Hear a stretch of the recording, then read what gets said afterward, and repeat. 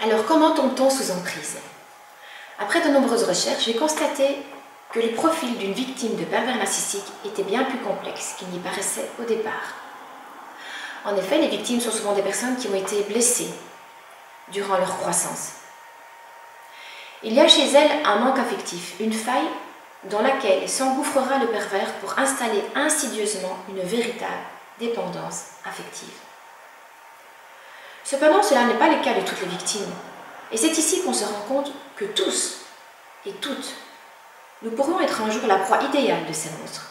Oui, en effet, des personnes avec une relativement bonne estime de soi peuvent aussi un jour se faire avoir.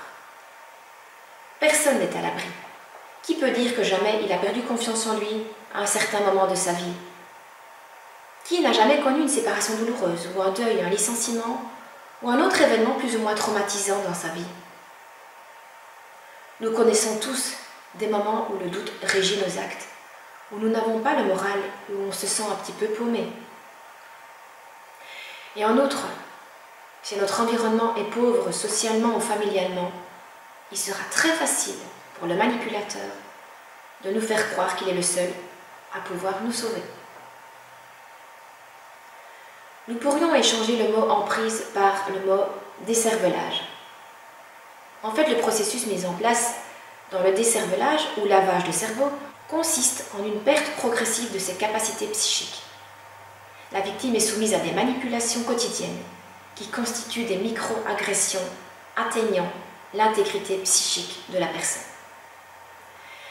C'est comme si on lui administrait un poison à dose homéopathique et la victime perd petit à petit sa capacité de discernement entre ce qui est bon ou mauvais pour elle.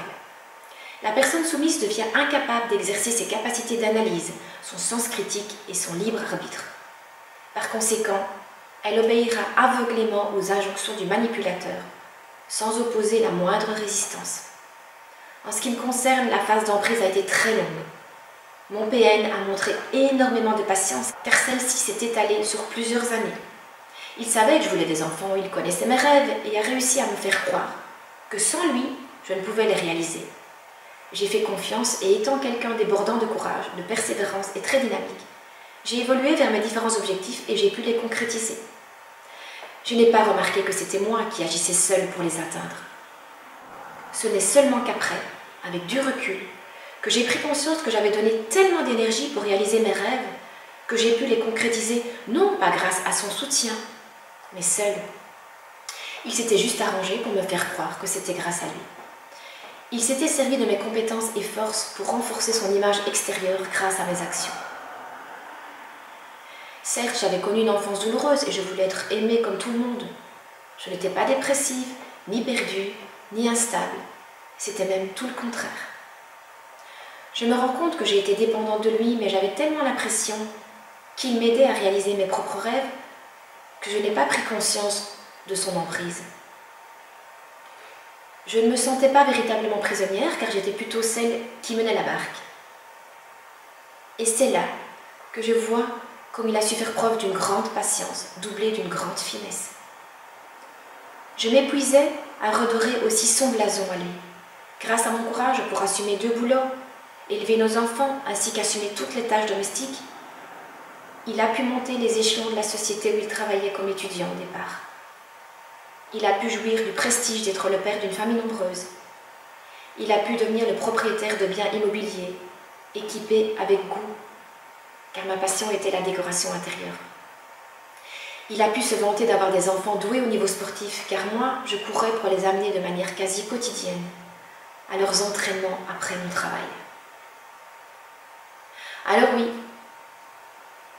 le lien d'emprise emprisonne la victime, mais à son insu.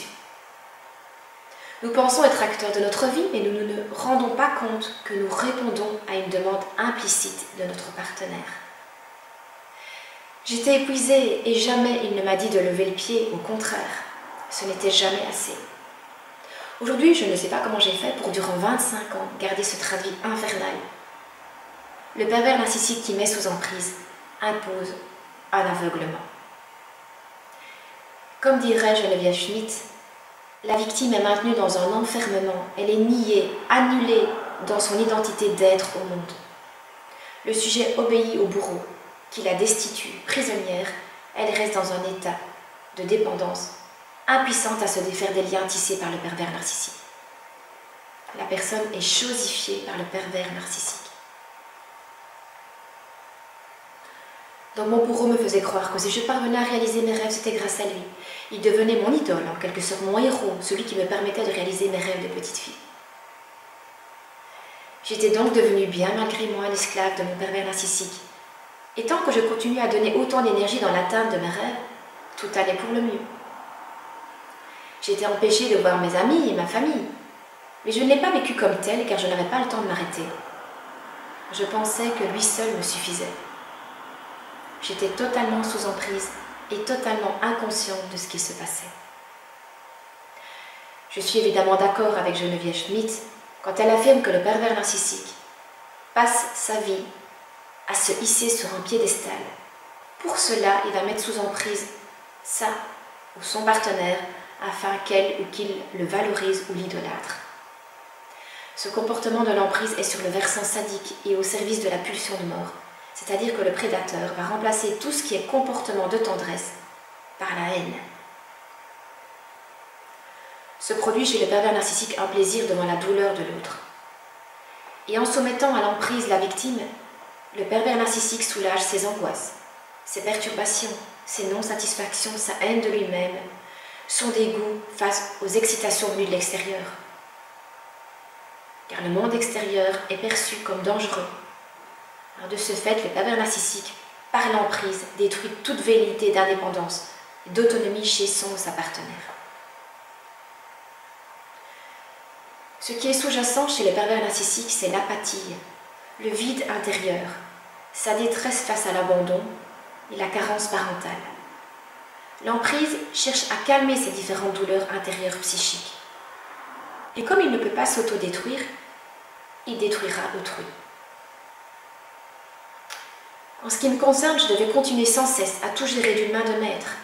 J'étais la mère, la compagne, l'employée parfaite, ayant grandi dans un milieu où je devais tout bien faire pour contenter ma perverse mère. Je n'avais pas conscience du poids que je portais. Cela jusqu'au jour où j'ai commencé à avoir des symptômes psychosomatiques. Des douleurs musculaires dorsales incohérentes, des crampes d'intestin où je frôlais la perte de connaissance, du psoriasis, etc. J'ai obligatoirement ralenti quelque peu la cadence après l'accouchement de mon 4e enfant. Je n'arrivais plus à assumer de manière parfaite mes différents rôles. Et j'ai commencé petit à petit à me rebeller. Ah oui, pas le temps de prendre ma douche seule sans le bébé, pas le temps de m'asseoir à table pour manger, pas la possibilité d'avoir une nuit complète, etc. Je n'arrivais plus à satisfaire mes besoins vitaux et une frustration depuis trop longtemps latente commençait à faire surface. C'est vraiment à partir de ce moment-là que PN n'a plus su cacher son vrai visage. Son masque a commencé à glisser, me montrant d'abord par intermittence, puis de plus en plus fréquemment, sa véritable personnalité machiavélique. Il a augmenté ses doses d'alcool et de médicaments, et la descente aux enfers a été de plus en plus vertigineuse. En effet, lorsque la victime souhaite s'autonomiser de l'emprise, le pervers narcissique se met dans une rage aveugle et destructrice, car il perd tout contrôle sur sa victime. Alors soyez vigilants. L'emprise est insidieuse et traînante, mais elle est bien réelle et dévastatrice sur le long terme.